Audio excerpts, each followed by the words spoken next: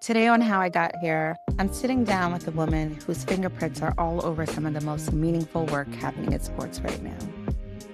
Laila Brock is a seasoned sports executive who has spent more than 20 years building relationships, creating opportunities, and making sure communities feel seen inside a world that can move fast and feel exclusive. Before joining the Atlanta Dream, she was behind the scenes helping major sports organizations come to life, learning how to lead with intention, and building a career rooted in purpose and people. What I love about her story is that she never lost sight of who she was or who she was building for. In this conversation, we talk about the moments that grew her, the pressure she learned to carry, the rise of women's sports, and the heart behind the way she leads. So, I would often get the question, well, who's your boss? Like, can I just talk to him? And I had to say, I literally had to end up saying to people, I am the boss and you're talking to the person you need to talk to. I am representing the ancestors. I am representing every Black woman who had never had the opportunity to sit across those tables. I am representing my grandmother who graduated high school and that was it, and is in awe of the places and things and opportunities that I've had. And then I found myself 40 plus by myself. And I was like, oh, the job can't love you back. It cannot, and it will not. This is Laila Brock, and this is how she got here. Okay, great. So let's dive in. I want you to think about this because I'm taking you back a bit. So you are at Penn State. You Yes. are the captain of the track and field team. All that pressure, all eyes on you. Who were you back then, and what did that season teach you about leadership before any of your titles came? Oh, that is a really, really good question. I was, interestingly, very insecure, very introverted, and had to force myself to be a leader because other people saw me that way. And so I had to step into that role that other people saw in me really quickly. It was very uncomfortable for me, extremely uncomfortable. But what I realized is that if other people saw it in me, that must mean it actually exists. And so that Laila, 20, almost 30 years ago at this point, I felt like I was living in a space that wasn't real for me. But then as I grew through my career, my track and field career, I realized that it was real for me because it was something that helped me to find my voice. It helped me to make strong and lasting relationships. And it really helped me to connect with other people in an authentic way, which is not something that I had really been able to do in my high school years and my, formative years because I was just very shy and introverted. And so it helped me to flex my muscle of being an introverted extrovert. That's hard. It's hard. It's hard. And I didn't realize how many people have to do that every day. And so it really made me, like I said, just use my voice and figure out who I was and, do the things that other people thought that I could do. When you think about that version of yourself, who were the people that poured into you during those early years? Like who's helped shape the way you learned to lead and carry yourself? The first person that pops into my mind is my college coach, Carol Smith Gilbert. She is now at University of Georgia. She is the head coach there and is winning national championships and doing the thing and just, doing exactly what God put her on this earth to do. But she was the one who told me to every single day, wake up in the morning, look in the mirror and say, I love you, you are enough, and you can do this. And I still do that to this day. Whenever I'm feeling really down or insecure, I have to do that. We all have to do that. Is that the first person who can love you is you. And she told me that. I think that others were, obviously my mom is my rock, my best friend. She's the homie. Okay. When I would feel just coming home, whatever, I'm from a very small town in Pennsylvania called Washington, PA. It's about as big as, I don't know, somebody's teeny tiny living room. And she always said to me, don't come back here. There's nothing for you here. Go out and see the world and do big things. And I think the third person back then was my grandma. It still is. She is 96 now. Come on, Grandma. I'm telling you, and will beat you in a game of spades if you put the cards in front of her, okay? This is crazy and I love it. But, she was also the one who just told me, listen, she told me from a very young age, probably told me and all my cousins this, is that she's like, you're extraordinary. Go do extraordinary things. And so, she poured into me those types of things, but she also poured into me the competitive nature that I have. So she's always like, Love just it. go out there and win, whatever winning looks like. I Yeah. love that. I love that. As you moved from those college years into your career, you stepped into some huge sports environments, right? Like the Orange Bowl and the college football playoff. What do those early operations roles teach you about grit, problem solving, especially as a young Black woman trying to find her own lane? Yeah. So those were really hard roles, but I absolutely loved them. I loved them because they were a big challenge for me. I think, going back to your first question is that, what did being a team captain teach me? It taught me that I can just do hard things, And so those operations roles, they were not originally meant for people who look like you and I, especially at Mm-hmm. the highest level of college football. So, I would often get the question, well, who's your boss? Like, can I just talk to him? And I had to say, I literally had to end up saying to people, I am the boss and you're talking to the person you need to talk to, And Mm. so it was hard, but it was worth it because I feel like what I was able to do was open up the door for other women, other Black women, to work in a space that was not created for them to succeed. And so it was really, really challenging, but it was rewarding. I am the kind of person who loves to put a puzzle together, and that's all operations is. It's just a puzzle. And Mm. so it's a matter of thinking in a different way to just get to a solution really quickly and just make sure that people are satisfied with the result. Working for the college football playoff was probably one of the greatest honors of my career because I was able to help build a brand from the ground up. It didn't exist. And then, I got a call and I was employee number 7. And they said, hey, we want you to build out Number with the student seven? number 7. Wow. Yes. And so they said, we want you to build out what our student athlete experience is going to look like. We want you to build out what our events are going to look like. So from nothing came what you see today is what the student athletes do while they're on the ground at the national championship and the concerts, the fan festivals, the decor, all the major things that the fans get to experience too. I'm so blessed to say they have my fingerprints all over them. And Hello. I love that. Layla, I'm just going to remember what we were just talking about. And you were like, I was Yeah. listening to some of the episodes and some of the women on there were so inspiring. And I'm like, you chose me. Girl, you just said it. Your fingerprint is all over that. What's one thing you would tell young Layla today? Young Mhm. Layla that's walking in as employee number 7. What's one piece of advice you would tell her today that also maybe resonate with like a young Black woman that's entering into a similar space currently? That you deserve to be in the room.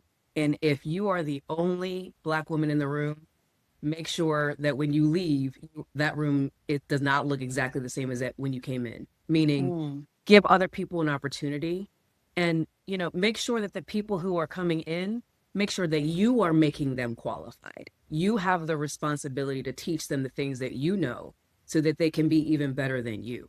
One of the things that I always tell the interns that work for me at the CFP was, listen, at the end of the day, I want you to be able to walk out of here and walk into any room that you want to, any AD's office, any football coach's office, and you know your stuff because you've been through the fire and they yeah, will never doubt anything that you say. love that. At some point, you made the shift from operations into business development. What was happening in your world that made you feel like you were ready to step into a bigger seat and own part of your career? So it's interesting. It was what I thought was a failure back then, but really it was a setup for something else, which is always what happens. We know Come that on. happens, right? Hmm. So I had interviewed to be the chief operating officer for an organization. I didn't get it and devastated because I was like, I'm ready. I know I can do this. And I had to sit down and say to myself, okay, so what are you missing? Like you can do operations like nobody's business. Like the things that you do are industry standards now. So I don't get it. But I looked at it and I was like, I've never raised a dollar in my entire life. I've never touched the profit side of the profit and loss statement. So I was like, okay, well, guess what? That's what you're going to have to do. And so I started putting it out there to friends in the industry, mentors, and folks like that, just saying, hey, listen, this is something that I really want to do. I know I can do it. I just need an opportunity. And that's when I moved on to JMI Sports, where I was in charge of all the sponsorships for the University of Pittsburgh and had never done that before.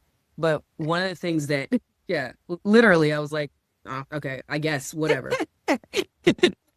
But one of the things that one of my mentors told me very early on, is he was like, you're smart, you can figure it out. And when I got the job, one of the reasons I got the job was because I had done a really good job of building relationships. And that's all sales is relationships. Yeah. And so they were like, you know how to talk to people, you know how to build relationships, you know how to make people feel good about what they're doing, you know how to activate on sponsorships. Because I had done all the activations on that side. That's all operations is, but I had never done the sales side of it. And I went into sales right before the pandemic. Like the pandemic hit 6 months after I started a sponsorship sales role. I was like, well, that's great. This is fantastic. Great timing on my part. But what I learned though was how to sell creatively, because I had to, because, there was nobody in the stands at games. There was no, live events. And that's what people wanted. They wanted people to touch and feel and see their brands. And we couldn't do that. And so we had to get really creative. And so I felt like that was probably the best training ground I could have gotten in sponsorship sales, because I had to do it differently. I had to figure it out.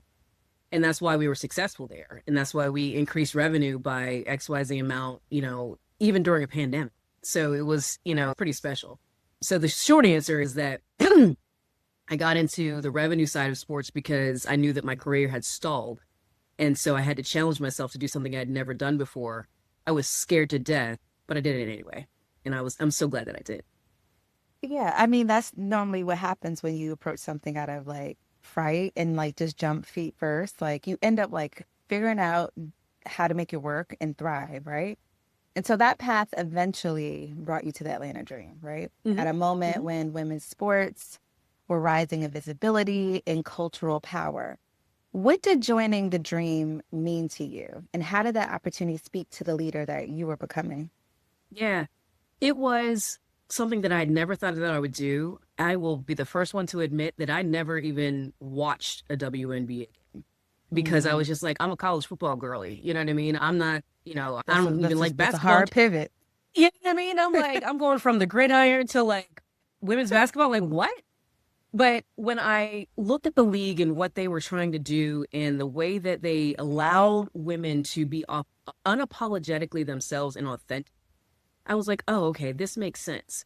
Yeah. And then when I really looked at it as well, I thought to myself, okay, so I've got all this knowledge and experience from the college football space, which, there's just so much there.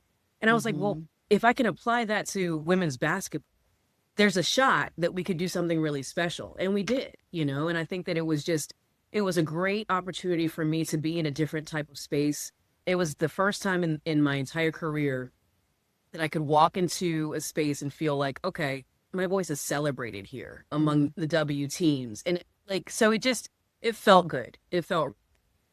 Was there a moment during your time there that it clicked for you that your career could be both powerful and purposeful, and that you really didn't have to choose between the two?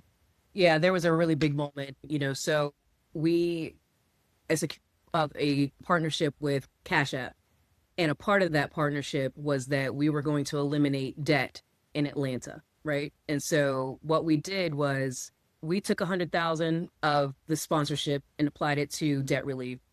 They matched that, and we ended up eliminating $10 million worth of debt through a company called ForgiveCo that buys bad debt and then can relieve it for pennies on the dollar. So we were able to eliminate $10 million worth of debt in Atlanta through a sponsorship. And that was that was a project led by you? It was, yeah. Okay. Yeah. I'm just going back to some of our conversations. I see what you did there. I see it. Received. But it wasn't just that it was debt relief, and it wasn't that it was just like, let's just, do this thing and, keep it anonymous, whatever. We told people, if you want to tell your story.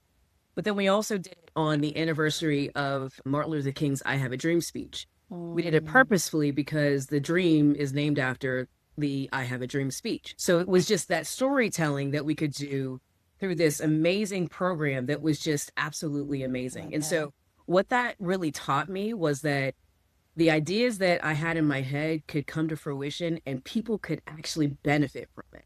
And it was very empowering. It was probably the biggest moment in my career where I felt like, to your point, you can be a leader, but you can also change somebody's life.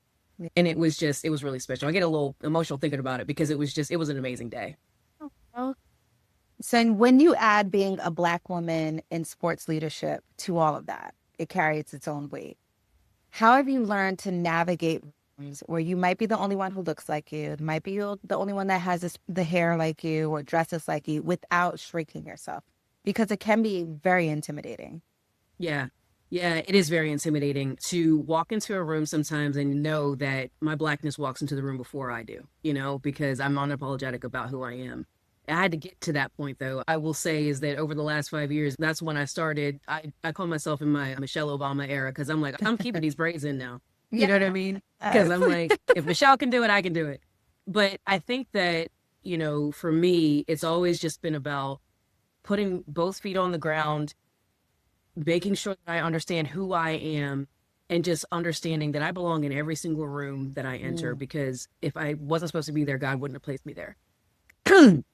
And so, I have found myself sometimes having to tell myself, hey, you got to speak up. You got to use your voice. And I've often also said to myself, you are not the spokesperson for the entire Black community, because they will try to make you that way.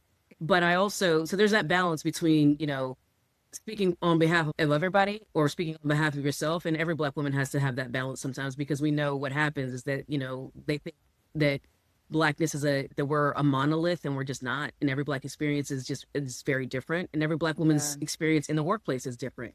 And so I think that for me, it's just a matter of understanding who I am and understanding that I belong in those rooms. I often tell people also that as long as I'm prepared and hydrated, I can do anything.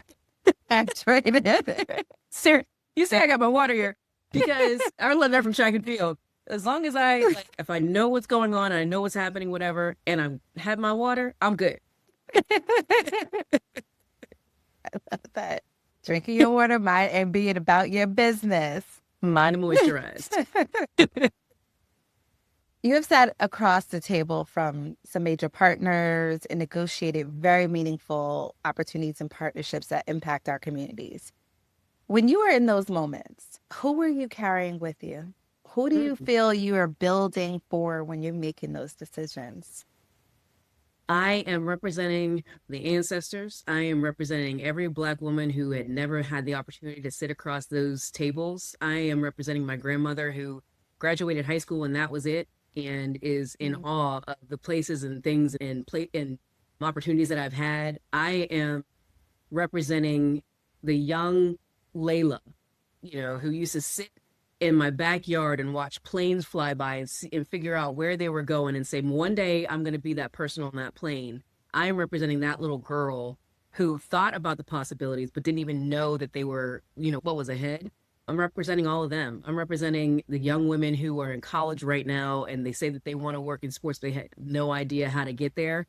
Yeah. I'm representing them so that I know that once I do it right once, they will have the opportunity to do it over and over again.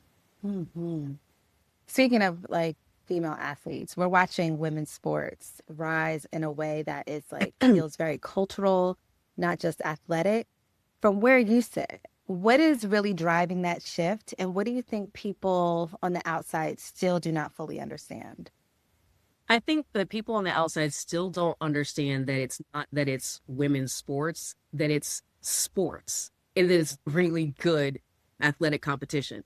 Right. And I think that people finally started to see it with the W this year or last year and the year before. And, obviously Caitlin Clark, she opened the door, that's the way it's going to be. I get it. And, the competition between her and Angel Reese, I think that storyline was fantastic and hurtful all at the same time. But I think that what people are starting to realize is that this is really, really good entertainment. And that's all sports is. It's just entertainment. You know what I mean? And I think what they're also figuring out is that it's giving young girls the same type of opportunities that young boys have had forever. And that is to be leaders. That is to build relationships. That's learning how to be a good teammate. And all of those things translate so well into the workplace, into life in general. So I think that people are finally understanding why it's important to have good role models for young girls too in sports. Mm-hmm. Yes, I agree. You've had some really incredible wins across your career, right? What is, because I'm going back to our earlier conversation, what is one moment that has made you pause, take a breath, and really look at how far you've come? Yeah, I think I'm at that point right now. Mm. I think that I have achieved a lot in my career over the last 25 years, but I also realized that I was burning out. I was at a point where I was like, you know what? If I keep going at the pace that I'm going, I don't know that I'm going to be able to look myself in the face and then my husband in the face and say, I'm okay. And I think that what we often do is we think, I got to keep going. I got to keep grinding. I got to like this hustle mentality. But that's not always the case. That's not always what you need to do. Sometimes you need to take a step back and take a break. And then sometimes when you don't decide to take the break, it comes to you, Yeah. and something will sit you down. But so I will say is that, for me, right now, I'm at a point in my career where there's two things happening. I needed to take a break and just sit down and just regroup with myself. But also, I need to realize that my whole personality is not where I work and it's not who I am. Because what I had been doing for the last 25 years is that when I introduced myself to somebody, I'd say, Hi, I'm Layla. I work for the College Football Playoff. Hi, I'm Layla. I work for the Orange Bowl. Hi, I'm Layla. I work for the Atlanta Dream. And it was like, that's Who are you who I beyond became. that? Right. Mm-hmm. And then, but this right now in this time where I'm consulting for some folks and I'm just doing my own thing, I'm realizing is that I'm okay just being Layla Brock, and that's okay. And Yes. I've never really taken that time to just say, okay, who am I outside of this sports executive and just who am I as a person? And I'm just very thankful for this opportunity and this time. Because you know what it is? We spend so much time throughout the day focusing on our professional career that it consumes us, and we ultimately think like we are not successful or we are not doing great things if we don't have a title, we're not in like showing up in front of the spotlight. Our professional careers really do define a major part of who we are, but it's up to us to, like you said, to take a break and be like, well, who am I outside of this? Like, and I think a lot of young women right now are going through that, right? They'll look at your journey and they'll see what's possible. And they'll like, hey, I want to get like Layla. I want to be like Layla. I want to like follow her career trajectory. But what do you wish someone had told you early on about working in sports or stepping into leadership with clarity and purpose? So, ultimately like work all these years and forget who you are outside of your day-to-day role. Oh, that's such a good question. I wish somebody would have told me to have a better relationship with my time. Mm. Because when you work in sports, really in any industry, but I can only speak from sports because that's where I've been for so long, is that your time is not your own. I've said it, your time is not your own. We're on the clock for these football teams, for this basketball team, for these fans, for this sponsor. You got to be on call all the time. That's a lie. And that's very, very hurtful and can be detrimental to somebody who's young in their career. Right now, I keep saying to people, I have such a different relationship with time because I realize from 5 p.m. until 5 a.m. in the morning, there's so much you can do, like besides work. It's amazing. Like sleep. Hello. Like sleep, like cook, go on a date with my husband, like hang out with the dog. Like what? Like go have wine with my girlfriends. Like who knew? You know? And so I would tell myself, have a better relationship with time. And then I would also tell myself, don't make your career your personality because it can go away just like that. Yeah. I went to a dinner about 2 or 3 weeks ago. A bunch of C-suite women, state senators and whatever. Cause I'm just like, okay, I'm just gonna go to this dinner. It was great. I was invited and I'm like, all right, great. I was so nervous because I was like, well, people are going to ask me where I'm working right now. And, anytime somebody says, oh, I'm a consultant, people are like, okay. But I was introducing myself to people. Not a single person asked me where I work. Not a single person. I realized that I had been leading with that I was the culprit. And I need to make sure that I'm, like you said, just being a whole person outside of the job. So I would say to people, make sure you're a whole person outside of the job. The last thing I would say is make time for the things that are important for you. You know, I was guilty of being that woman that I was like, oh, I'm all about my schooling. I'm all about getting all these degrees. I'm all about making this money. And then I found myself 40 plus by myself. And I was like, oh, the job can't love you back. It cannot. And it will not. And it wasn't until I moved back to Pittsburgh that I made time to start dating. And that's where I met my husband. And I was just like, oh, this is spectacular. And so whatever your journey is to like find whoever your person is, make time for it. Now, do I regret, not getting married earlier? No, because then I wouldn't be married to my husband. I found him at the right time whenever I was supposed to find him. Listen, let me tell you something. He's so special. He's fantastic. So that's my boo. But yeah, so, just make time for the things that, that are important to you and for the people that are important to you. What's a tip you would give around like setting those boundaries? Because when you are a young woman in a fast-paced industry, like you said, for you, you're like, I didn't realize there's so much you can do between 5 and 5 a.m., 5 p.m. and 5 a.m. But when there's a young Black woman in a role, in a room with people that don't look like her in a very fast-paced industry, whether it be sports, politics, whatever, you're sometimes on 24 hours. What's a tip you would give around setting boundaries or making time for yourself when you're on such a 24-hour work clock? Yeah. Which it may seem like you're on a 24-hour work clock. Yeah, that's exactly right. I would say that fortunately, this next generation, I sound like the old lady now. This next generation, but they're so much better at putting up boundaries. They really are. Really... I'm telling you, the two things that this generation has brought us that I'm just so thankful for is boundaries and sneakers with dresses. I'm so thankful for these girls because let me tell you something, it's great. But I would say is that just, as you can tell, I'm pretty silly, but I would say you just have to be thoughtful and steadfast in putting yourself first. And that's just the way it is, because at the end of the day, any employer, you walk out of that desk, you walk out of that office, they're going to find somebody to replace you faster than you can even blink. You know what I mean? And so do what you got to do for yourself, and protect your time. I think that you also have to figure out, when you're in a position where you're working for somebody, figure out if you actually really want to work for them, because their behavior and the way they treat you has a direct impact on your life. And so you've got to figure those things out. It's easier, obviously, when you're a little higher up on the org chart, but at the end of the day, though, you're still a person and you still have the right to live your life the way you want to live it. And that does not mean you have to be chained to the clock all the time. Yeah. Yeah. When people say your name years from now or talk about the spaces you've helped shape, what do you hope they say? What do you want your legacy in sports and community to be? Yeah, I really want it to be that when it comes to college sports, is that I always put the student athlete first, that I have been a fierce advocate for the things that they need, not just the things that they want, but things that they need to be successful, competitive, and to walk out on the other side of it, better human beings. I want people to think about my community work as something that was truly impactful for a good reason and not just for a good story.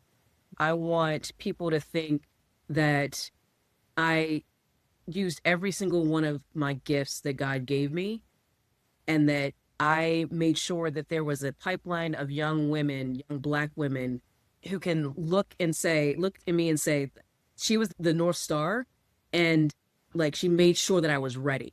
I wasn't just there, I was ready, right, because she helped to get me there. Oh, I love that.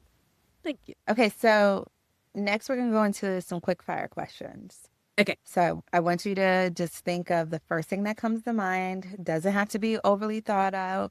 Very just casual. Let me hydrate. What's that?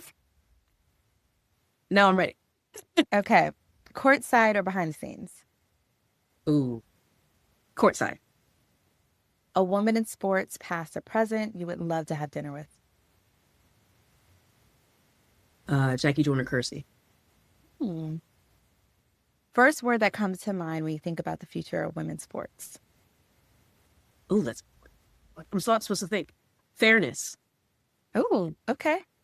So that's it for quickfire. Laila, Yeah. thank you so much for making time to speak with me today. Just know the work that you're doing is amazing. I'm very excited for what's ahead for you.